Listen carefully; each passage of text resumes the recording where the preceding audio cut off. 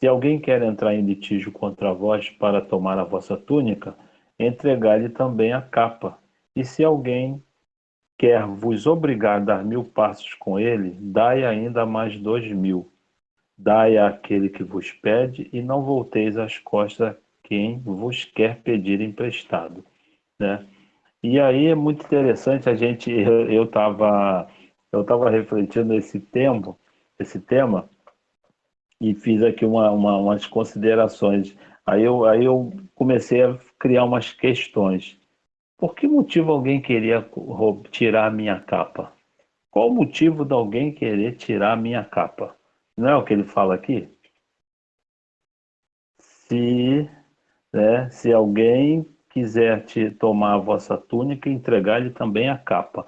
Por que alguém ia querer tirar a minha túnica? Qual será o motivo para a gente refletir que alguém vai chegar simplesmente vamos eliminar a questão de um roubo, né? de um assalto, de um roubo normal. Normalmente um roubo, né? Não é que seja normal, mas vamos tirar a questão do roubo. Por que alguém vai chegar assim, simplesmente querer tirar a capa? Aí eu fiz umas questões aqui, depois a gente pode, até quando a gente for conversar, se alguém quiser também citar alguma coisa, eu coloquei assim. Primeiro, ou você tirou a capa dessa pessoa em algum momento, né? É caso para a gente pensar. Ou você tirou essa capa de alguém em algum momento da sua vida, aí se você refletir em cima disso, você já tem lá o capítulo 5 do Evangelho, lá no item 6 das causas anteriores, atuais ou anteriores das aflições. Então aí já aparece outra questão. Por quê? Eu fico pensando assim, qual o motivo de alguém chegar simplesmente e vir querer tirar a minha túnica? Então, eu vou pensar, será que essa pessoa tem algum motivo, né? Algum motivo que eu possa raciocinar de muito sério, né? Que eu vá pensar, por que ela vai tirar essa minha capa, essa minha túnica, e eu ainda ter que dar a minha capa? Além de eu ceder a túnica, eu ainda tenho que dar a capa, né? Então, lá no capítulo do Evangelho, as causas anteriores, eu não vou ler aqui, né? Porque a gente vai se ficar a ter mais ao item 7 e 8. Mas é muito interessante que ele aqui nos itens anteriores, lá do capítulo 5, que é o item 6 e 7, ele nos dá uma ideia muito interessante. Então, se eu parar para refletir que se alguém se aproximou de mim, né, e tem algum motivo para querer me desabrigar, né, dessa vestimenta, que é o simbolismo de Jesus, eu vou raciocinar. Se eu for no Evangelho, eu vou achar alguma informação acerca disso. Segundo, se essa pessoa, se eu não tirei essa capa dessa pessoa, essa túnica dele nessa vida, eu posso ter tirado numa vida anterior, ou em outras existências que eu não tenho noção, entendimento. Ou então, essa pessoa, é um outro tema para item para a gente pensar, ou então, será que essa pessoa não pode estar sendo um instrumento da lei para que ela se cumpra? Vocês lembram no livro Céu e Inferno, que trata do Código Penal da Vida Futura, que fala do erro, do arrependimento e da reparação? O que seria a reparação, né? O devolver. Então, quantas situações na nossa vida a gente pode estar precisando devolver algo para alguém ou para a lei, né? Que não é só para alguém em particular, porque às vezes aquele que está ali querendo que eu ceda a minha túnica para ele, Jesus manda que eu ainda dê a capa, às vezes aquela pessoa que está tirando a túnica de mim não é aquele que eu tirei ela do passado. Não é aquela pessoa que eu tirei do passado, mas ele pode estar sendo um instrumento da lei. O que é o instrumento da lei? O instrumento da lei é alguém que acaba, de uma certa maneira, sintonizando com a minha necessidade, né? E essa pessoa, às vezes, ela está levando uma vida de uma natureza que não é muito correta, é aquele que é o olho por olho, dente por dente, como o capítulo traz, né? E ele, de certa maneira, ele vem se tornar um instrumento da lei para fazer com que eu ceda para ele aquela vestimenta. Então, é um item já para a gente raciocinar. Você vê que a gente está só aqui no item 7, só no item 7. Então, por isso, Jesus manda que a gente entregue a capa, se alguém vier tomar a nossa túnica. Então, só aí a gente já vê, e aí a gente precisa trazer o nosso entendimento como espírita, só aí a gente já vê o quão é importante a gente ter o conhecimento das causas anteriores e das causas atuais e anteriores das nossas aflições em particular, né? Das nossas aflições em particular. E aí ele segue mais adiante, ó. Se alguém entrar em litígio, quer entrar em litígio contra vós para tomar a túnica, entregar-lhe a capa. Se alguém vos obrigar a dar 1000 passos com ele, olha que coisa interessante que está nessa passagem de Mateus, quando ele fala, né, que primeiro, se alguém bater na face direita, bater numa face, apresentar-lhe a outra, né? Aí você raciocina assim, imagina alguém que já bateu. Então, se a gente prestar bem atenção no texto, a gente vai ver que é alguém que já bateu. Se alguém vos bater na face direita, apresentar-lhe também a outra. Então, ele está dizendo, se alguém bater na tua face direita, a gente raciocina assim, vamos pensar que já bateu, já aconteceu, já produziu um mal contra mim, já criou uma calúnia contra mim, já fez algo de muito ruim contra mim, ou contra alguém que eu amo, ou contra alguma situação na minha vida. Então, já aconteceu, aquela ação já aconteceu. Então, daí o que eu vou fazer? Aí vem Jesus dando esse ensinamento para nós, né? O que a gente vai raciocinar quando ele diz aqui, ó? Se alguém bate na face direita, apresentar-lhe também a outra. Aí ele como que dissesse assim, agora é buscar entender o porquê que bateu e fazer o caminho do entendimento. E esse caminho do entendimento, ele vem recheado com as informações que a gente vai buscar, como eu falei lá no capítulo 5 também do Evangelho. Porque se eu, como espírita, não buscar entender que se eu estou passando determinada situação na existência atual, na atualidade, que é o que a gente tem de conhecimento sempre, né? É como a gente fala, mas está doendo é agora, não está doendo depois. A gente lembra aqui que o meu sogro, quando ele ficou com um processo de demência, e ele falava assim, Maria, me dá um remédio. Ela falou assim, mas você já tomou remédio?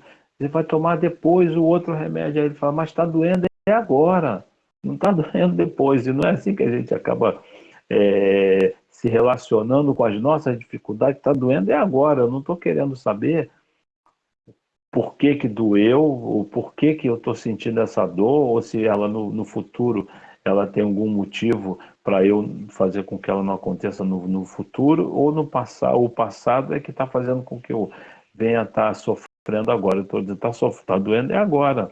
Isso daí é só a gente raciocinar quando as pessoas vão à casa espírita para buscar soluções das suas dores. As pessoas, quando vão à casa espírita, buscar soluções das suas dificuldades. A pessoa quer resolver o problema é agora. Está doendo é agora. A dificuldade é agora.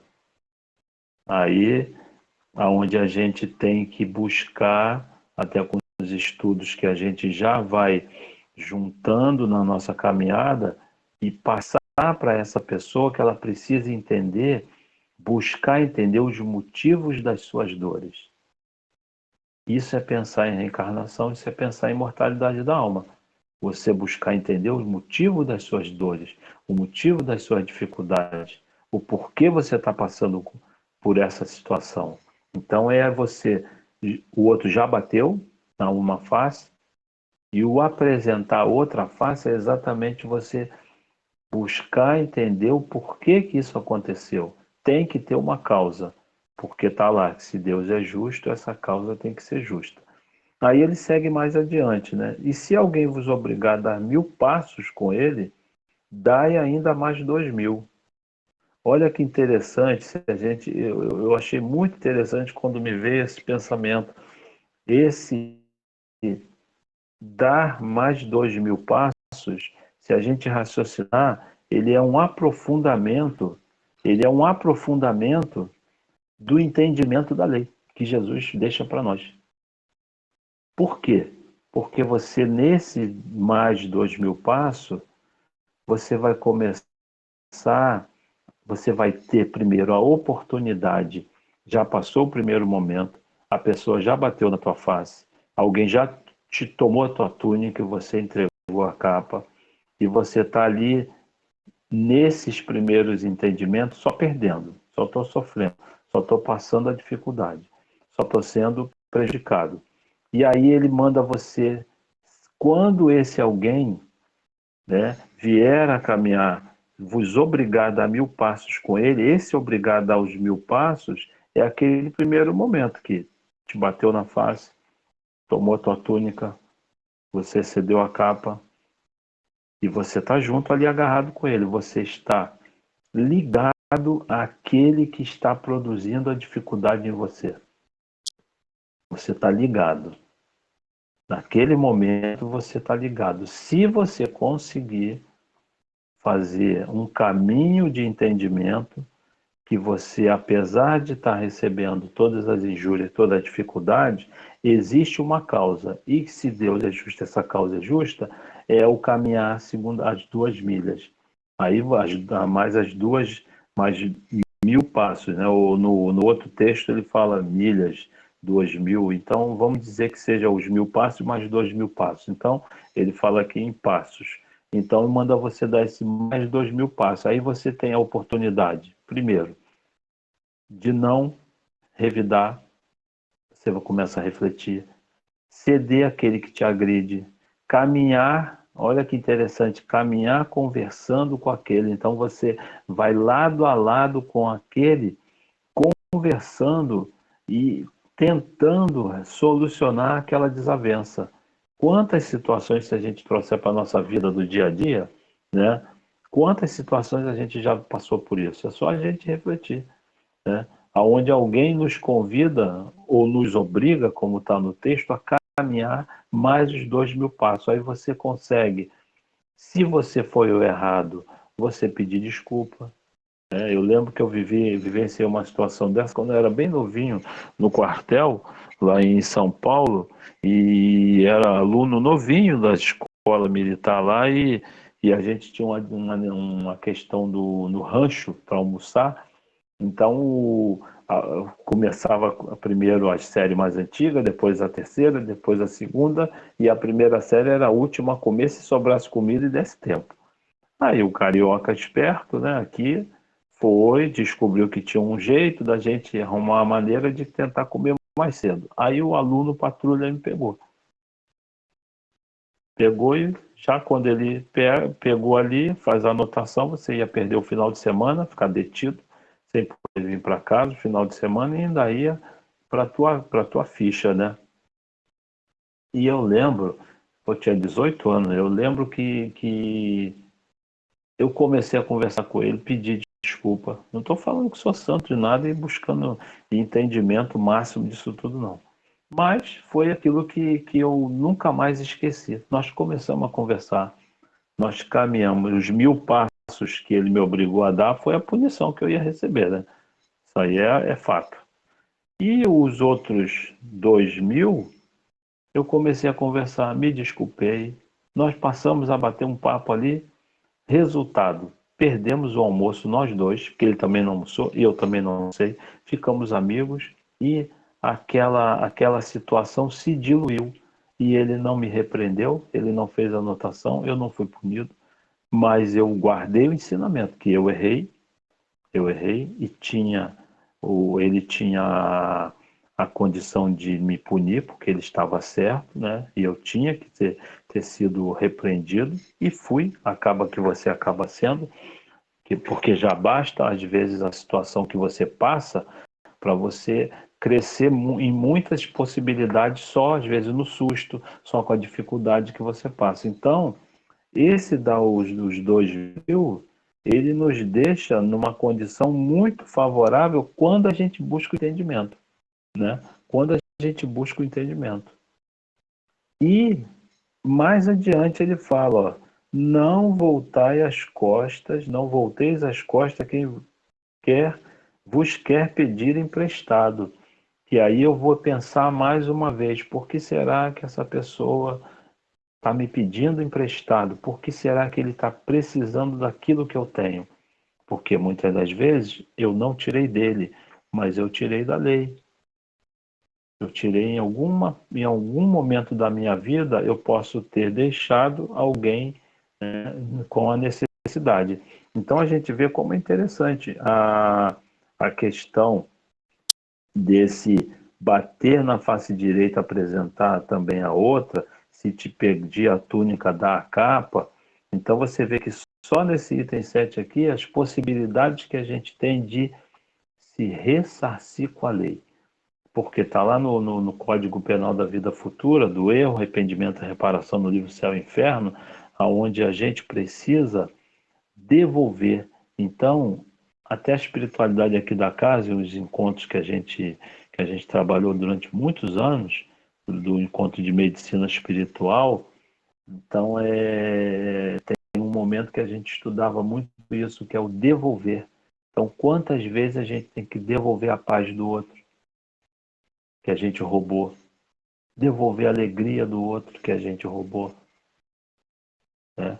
Devolver a paz, a tranquilidade, a possibilidade da pessoa caminhar sozinho e às vezes a gente escravizou essa pessoa, não escravizou com corrente, mas escravizou psicologicamente, emocionalmente, né? Então vocês vejam, quando a gente vai vivenciar essa dificuldade, se a gente é aquele lá de fora que não conhece a doutrina espírita, não estuda a imortalidade, justiça da reencarnação, né, e a comunicabilidade também entre os dois planos da vida, a gente vai se colocar de imediato na condição de quê?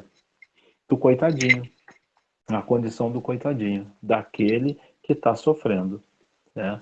E seja por uma túnica, e seja às vezes até por algo muito mais grave, porque Jesus deixava o simbolismo para a gente fazer as interpretações, né? Os preconceitos, o item 8 agora, os preconceitos do mundo sobre o que se convencionou chamar ponto de honra, são os responsáveis por essa suscetibilidade sombria, nascida do orgulho e da exaltação da personalidade, que leva o homem a retribuir uma injúria com outra injúria, um golpe com outro golpe, o que parece perfeitamente justo para aquele em quem o senso moral não se eleva acima das paixões terrestres. Então, olha só que coisa interessante, né? Como ele fala aqui, ó, parece muito justo o tomar lá da cá, bateu, levou, né? Tirou, eu tiro também, matou, eu mato também, roubou, eu vou lá e tomo de volta, o roubo dele, eu roubo de outro, como muita gente pensa que é a maneira correta. Ah, não, mas eu perdi também. E aí vai tirar de um outro que não tinha nada a ver com a história. Então, ele fala, parece muito justo para aquele que não tem o desenvolvimento do senso moral ainda, numa condição de analisar, né? De analisar as questões vista. Aí eu vou falar uma frase aqui que eu gosto muito, que eu aprendi pelo próprio Altil. Vista de um ponto de vista do mundo espiritual. Porque a gente normalmente só vê do ponto de vista material. Material. E aí, só para completar isso aqui, o Espírito Emmanuel, no livro Consolador, lá na questão 272, esse olho por olho, dente por dente, né, que é o pá, pá, bateu, levou, fez, leva. Então, na 272, pergunta ao Emmanuel, muito interessante, ó. Qual a significação da lei de Talião? No livro Consolador, tá, gente? Qual a significação da lei de Talião? Olho por olho, dente por dente. Em face da necessidade da redenção de todos os espíritos pelas reencarnações sucessivas. Olha só, hein? Em face da necessidade de redenção de todos nós pelas reencarnações sucessivas. né? Então a gente já sabe, a gente vai reencarnar quantas vezes for necessário. Aí Emmanuel responde. É uma resposta grande, mas eu vou ler só um trechinho, tá? A lei de Talião prevalece para todos os espíritos que não edificaram ainda o santuário do amor nos corações e que representam a quase totalidade dos seres humanos. Então a gente vê que coisa interessante, né? O olho por olho, dente por dente, ele ainda campeia numa quantidade imensa da humanidade. Por quê? Por falta do entendimento da nossa realidade como espíritos imortais. Porque a gente imagina assim, imagina uma pessoa que vai tirar a vida de alguém e naquele instante ela tem um flash, um lampejo, que aquela pessoa não vai morrer, que é o que está lá no capítulo 5 do Evangelho, dos inimigos desencarnados. Que aquela pessoa não vai morrer, que ela vai deixar de ter inimigo visível e passar a ter um inimigo invisível. Eu, por exemplo, digo para vocês, se eu tivesse uma condição dessa, uma informação dessa, eu ia refletir bastante.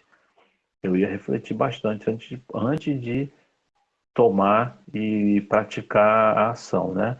Então, é por isso que Emmanuel coloca aqui, enquanto essas pessoas não tiverem edificado o santuário do amor dentro dos próprios corações, isso aqui para ele é natural, que a gente vê aí no mundo, entendeu? As pessoas atropelando umas às outras. Aí, Emmanuel, ele nos traz aqui, ele muito interessante para terminar a resposta, que tem se Moisés ensinava o olho por olho, dente por dente, Jesus esclarecia que o amor cobre a multidão dos pecados. Então a gente vê que é esse entendimento acerca da lei, né? Por quê? Porque o código que foi trazido por Jesus é o código de amor. Esse código divino que é o que vai cobrindo toda a multidão, como Emmanuel falou, quase toda a totalidade dos seres humanos ainda representam essa condição de espíritos que não edificaram ainda o santuário do amor nos corações. Então, aí é aquele bateu, levou, é o tom, deu, vai receber de volta, né? E a gente vê a humanidade ainda, em vários aspectos, as condições que a gente vai vivendo por conta desse bateu, levou, por conta de não aceitar desaforo. Essa semana mesmo aqui a gente presenciou uma discussão feia aqui de vizinho por causa de vaga de carro. Eu moro numa vilazinha apertada por vaga de carro. Discussão feia de dois adultos, dois homens velhos. Aí eu até falei para a Denise, você imagina se um deles tivesse uma arma? Se um deles tivesse uma arma, né? Até onde poderia ter chegado isso? Aquele calor da cólera, não é o que está lá?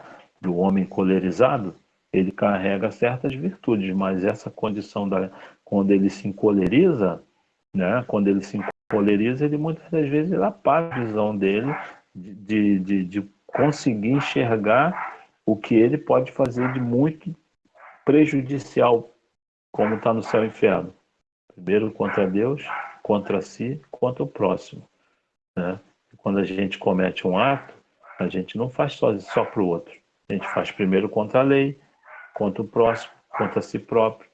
Então, quando você precisa fazer esse caminho de volta, precisa caminhar, dar esses 2.000 passos, você vai precisar refazer isso aqui, né? E muitas das vezes o outro, até já esqueceu, até já te perdoou. Mas você às vezes ainda está agarrado ali.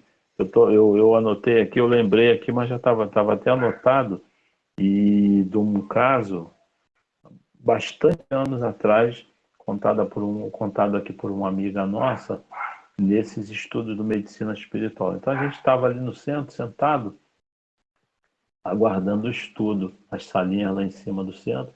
Aí essa companheira muito querida sentou do lado e falou assim, eu vou te contar uma história, olha só.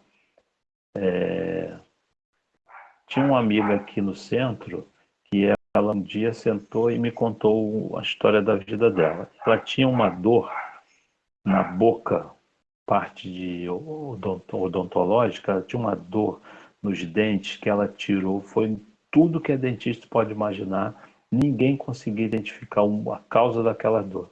Ela arrancou todos os dentes, mais de 10 anos com aquela dor aguda, levava ela quase à loucura. Aí um dia, ela no centro sentada, com aquele sofrimento daquela dor, aí ela viu sentar ao lado dela, se aproximou um espírito do lado dela e chegou para ela, sorriu e virou para ela assim e falou assim: "Por que você está assim, minha filha? Por que você continua assim?" Aí ela, em pensamento, né, claro, ela falou assim: "Mas essa dor eu não estou suportando mais, são muitos anos assim." Aí o espírito vira para ela e fala assim: "Mas eu já te perdoei há tanto tempo, olha só. Eu já te perdoei há tanto tempo e você continua assim." Ela tinha feito já vários e vários exames, tomografia, tudo que a gente pode imaginar, raio-x, de tudo que é coisa. Nada aparecia, a ponto de ter tirado todos os dentes da boca. Aí o espírito falou assim: "Ai, minha filha, procura seguir teu caminho, se liberar disso. Eu já te liberei há muito tempo, muito tempo." Quer dizer, tinha um vínculo um com o outro, né? Só que esse espírito não foi ali tomar a túnica dela, né? Ele foi mostrar para ela a justiça divina. E aí, aquele momento passou, ela teve assim uma inspiração, procurou um outro médico. Aí o médico examinou, falou: vamos fazer um outro exame, outro raio-x, outra tomografia, que seja." Quando ele fez, olha só, vários e vários ela tinha feito, mais de 10 anos com essa dificuldade, com essa dor. Depois que ela passou esse momento, que ela presenciou o espírito ao lado dela, ela fez o exame, apareceu como se fosse um osso cravando no nervo, né? E a gente ali pela raiz, esse nervo daqui, isso aqui é muita sensibilidade, né? Muito. Por isso que essa dor que a gente sente, dor de dente, é algo assim, extremamente agudo. Aí o médico falou assim: tá aí, ó, tá vendo aí? Como é que esse monte de gente não conseguiu ver? Ninguém nunca conseguiu visualizar, não aparecia em exame nenhum. Aí o outro fez lá um pequeno trabalho, uma microcirurgia que seja, tirou aquilo ali, acabou a dor da criatura. Então a gente vê como que a gente vai aprendendo com essas dificuldades quando a gente entende essa questão da lei do amor, né? Essa questão da lei do amor, né?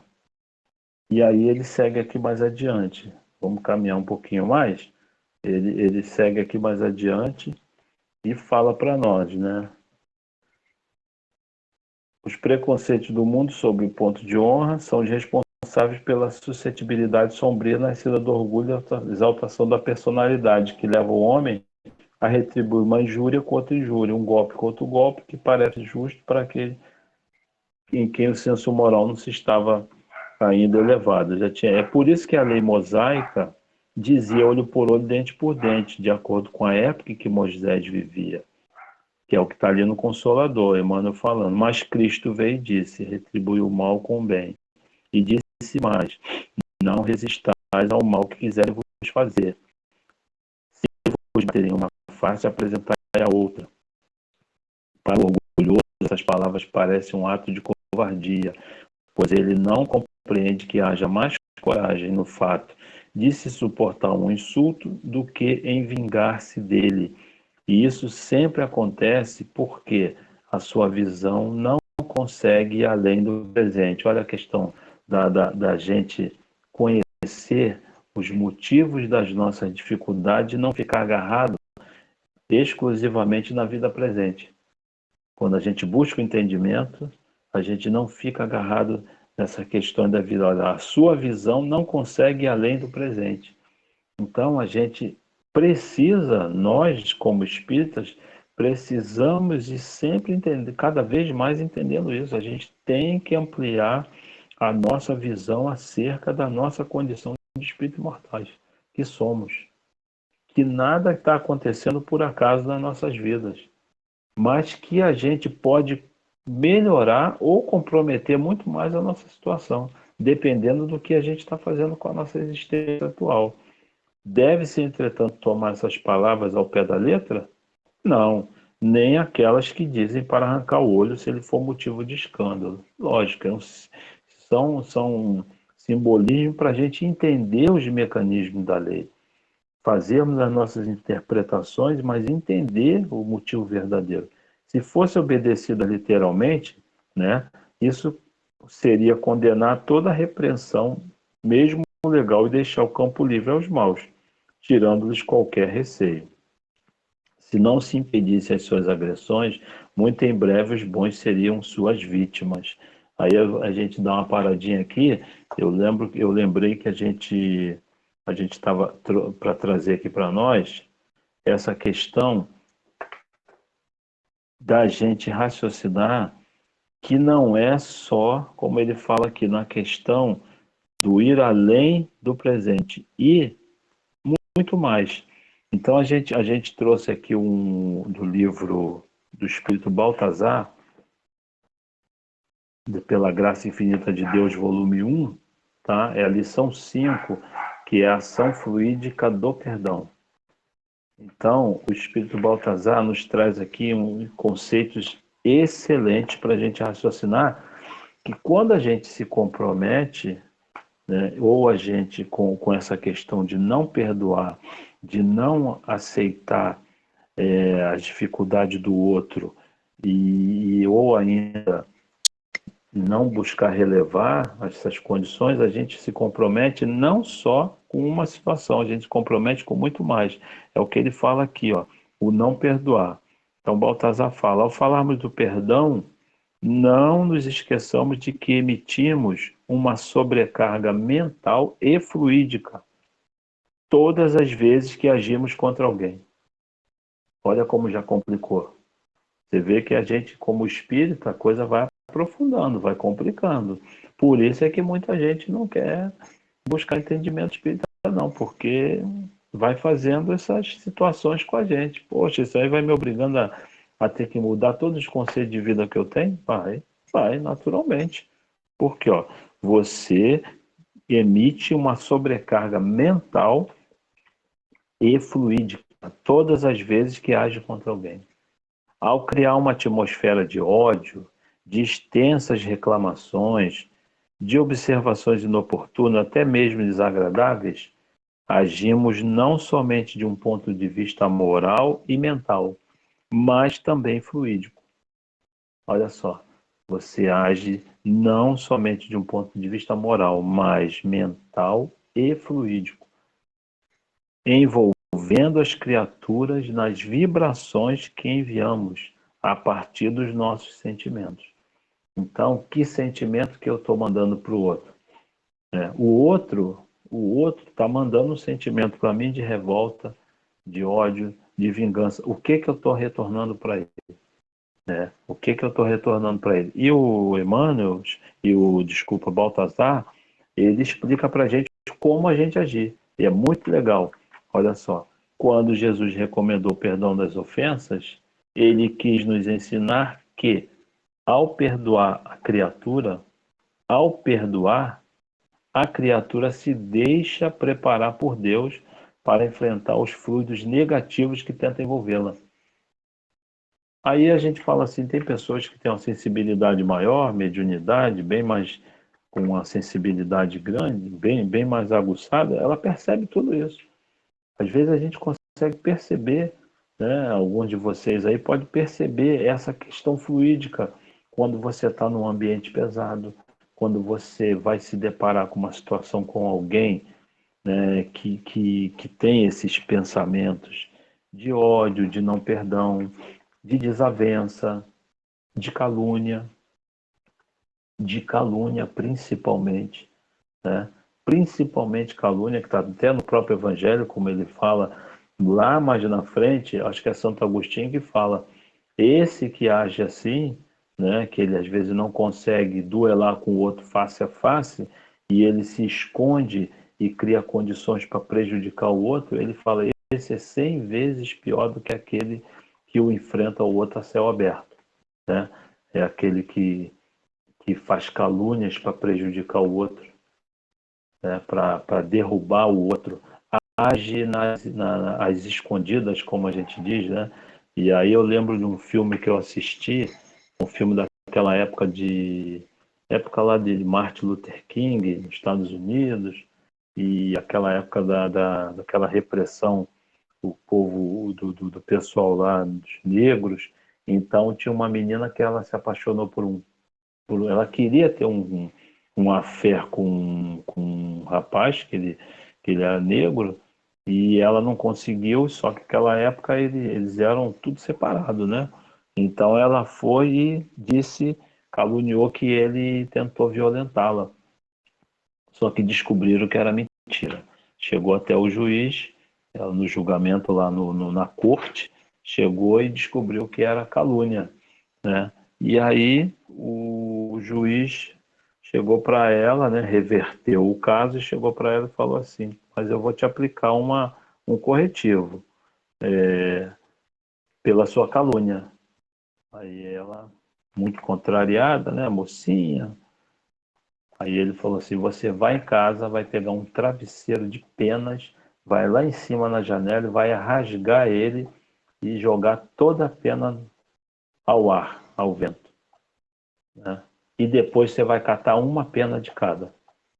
Aí ela falou assim: ah, mas isso é impossível. Ele falou assim: assim é a calúnia.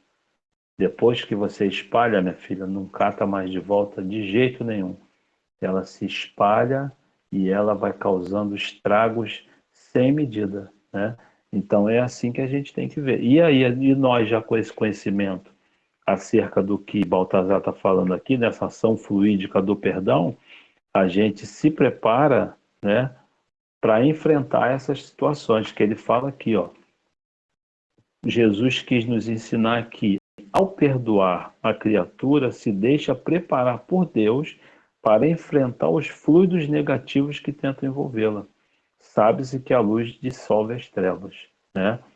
E aí a gente vê, e ele fala assim, ó, assim quem ama, perdoa, e tem pensamentos positivos, elevados, e consegue criar a própria atmosfera de tranquilidade. Sabe aquela pessoa que a gente vê que está em paz consigo mesmo?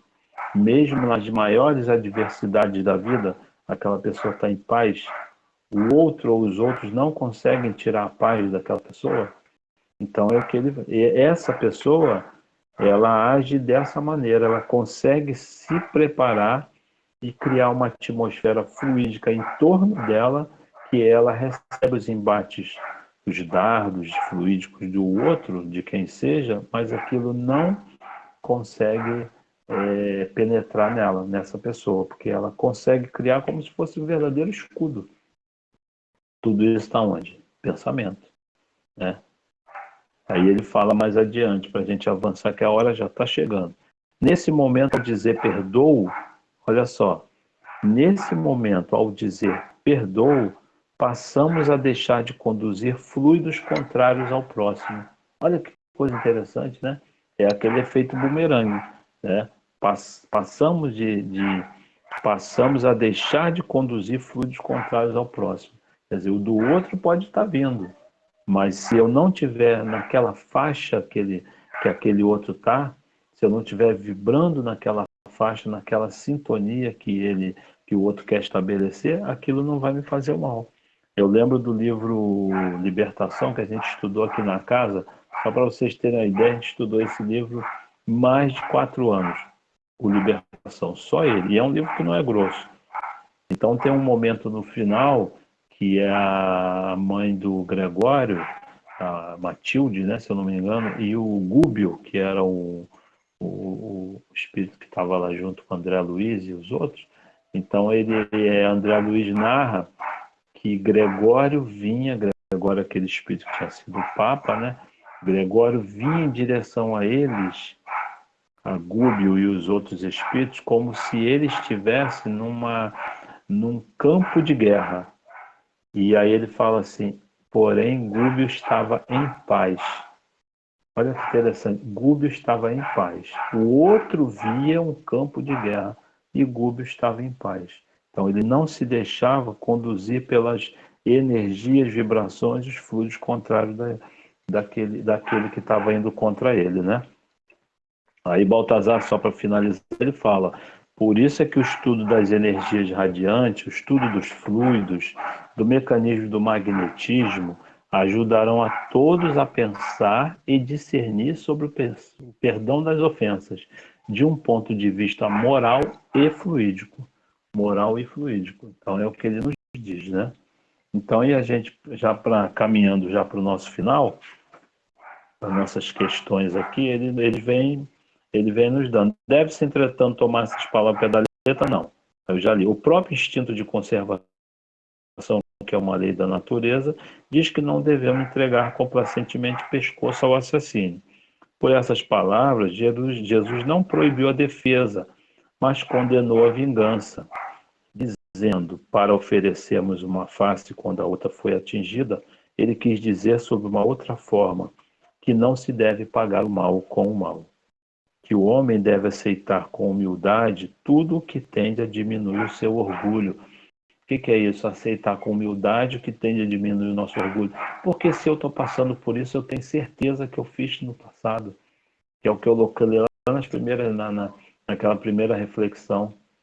Algum motivo tem para aquela criatura vir tomar minha túnica. Não é por acaso. Isso a gente tem que ter muito claro na nossa cabeça. Não é por acaso que o outro vem querer roubar minha túnica. Ou eu tirei dele em algum momento da nossa caminhada, ou ele é um instrumento cego da lei. Mas que eu tirei de alguém, ou alguma coisa, ou eu tirei a paz, ou eu tirei a harmonia, eu tirei a vida, alguma coisa eu tirei. Isso a gente não pode escamotear. O espírita não pode se furtar esse entendimento, né? Não tem como, a gente não tem como mais não entender essas condições, né? A diminuir o seu orgulho, que é mais glorioso para ele ser ferido do que ferir, suportar pacientemente uma injustiça do que cometê-la, ser enganado do que enganar, ser arruinado do que causar a ruína dos outros. É ao mesmo tempo a condenação do duelo. Então você vê, por quê? Porque da época do duelo, né, o outro era ofendido, então tinha que se preparar toda essa situação. E, não entrando muito aqui, mas lembrando a questão do duelo, era todo aquele preparo, tinha as armas, os instrumentos, aquele que tinha maiores condições, então os jovens nessa época, eles se preparavam, às vezes até na vida dele, ele ia aprendendo a atirar, usar armas, para ele buscando, alguns até buscavam um momento de enfrentamento com alguém para poder duelar. Então, mas só que ele se preparava com as habilidades de atirar, de usar as armas que sejam, e às vezes muito o outro o que ofendeu ou foi ofendido, por um momento ele não tinha nenhuma habilidade disso. Então aquele outro já sabia que ia sucumbir. Por isso é que quando ele nos explica que aquele que age assim, ele comete um suicídio indireto, porque ele sabia que não tinha a menor chance. E aí era mais, e se ele cedesse, aonde ia ficar o orgulho dele ferido? Mas eu não posso me negar ao duelo. Perco a vida, mas não me nego ao duelo, né? Só a fé na vida futura e na justiça de Deus, que jamais deixa o mal sem punição, pode deixar forças para suportar pacientemente os golpes aplicados nos nossos interesses e no nosso amor próprio. Aí é aquela condição, né? Feriu o nosso amor próprio, como eu falei ali, por uma besteira de vaga de carro, se um ali está armado, é momento que um tira a vida do outro. E como acontece isso diariamente, como acontece no mundo, não são nem grandes catástrofes, são situações assim tão corriqueiras do dia a dia, que a pessoa é levada por aquele momento de cólera. Então é algo que a gente tem que refletir muito, né? Voltai vossos olhares para a frente. Quanto mais vos elevares pelo pensamento acima da vida material, menos sereis machucados pelas coisas da terra, né? Então é a gente entender. Aí nós, espírita, né, a gente entender por que sofre, né? Saber por que sofre, procurar enxergar além do presente. Se eu estou passando por situações hoje, né? É porque tem alguma necessidade de eu estar. Aí o que o espírita faz? Ele é aquele que ele age de que maneira, né? Ele pensa no passado, o que eu posso ter feito? Refletir, né? Ele olha o presente, né? Olha o presente, vê o que o faz sofrer, analisa o que o faz sofrer, porque tem a dor e o sofrimento. Analisa o que o faz sofrer, né? E se projeta para o futuro, porque sabe, o espírita sabe que ele se melhorando agora, ou ele suportando, ou ele conseguindo passar, como tá no Evangelho, né? A obediência e resignação, né? Uma é o consentimento uma é a obediência, é o consentimento da razão, né? Agora eu esqueci. Obediência e resignação lá no Evangelho. Então, quando eu sei que aquilo que eu estou passando tem uma causa e essa causa é justa, né? Eu vou viver melhor agora e preparando um futuro melhor para mim, né? Por isso é que a questão dos outros passos à frente, né? Como ele fala, os 2.000 passos à frente, para muitos de nós, dar 2.000 passos, ou andar a segunda milha, depende do texto, para muitos de nós isso aí pode ser a estrada de Damasco. Muitos de nós pode ser a estrada de Damasco, né? A gente dali, a gente fazer uma modificação radical na nossa vida, né? Uma modificação radical na nossa vida, né? Gente, aqui ó, já deu 8h52 no meu relógio. Se a gente quiser agora abrir aí, a gente pode, fica até melhor, né? Se alguém quiser falar, a gente conversa um pouquinho, tá?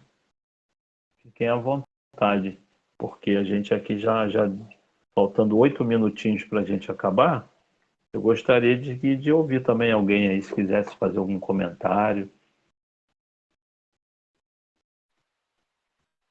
Ronaldo, olha aí o tanto de gente que já caiu, olha bem. Ah, não, mas tá É, difícil.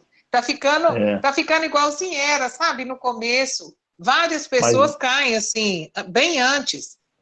mas é pela internet, é por causa da internet local? Não, eu acredito que agora está sendo, porque está quase que todas as vezes, sabe? Uhum, Cai sempre, fica dois, três, assim, é pela plataforma. No começo era assim, e aí depois firmou, ficou um tempo, e agora uhum. começou de novo.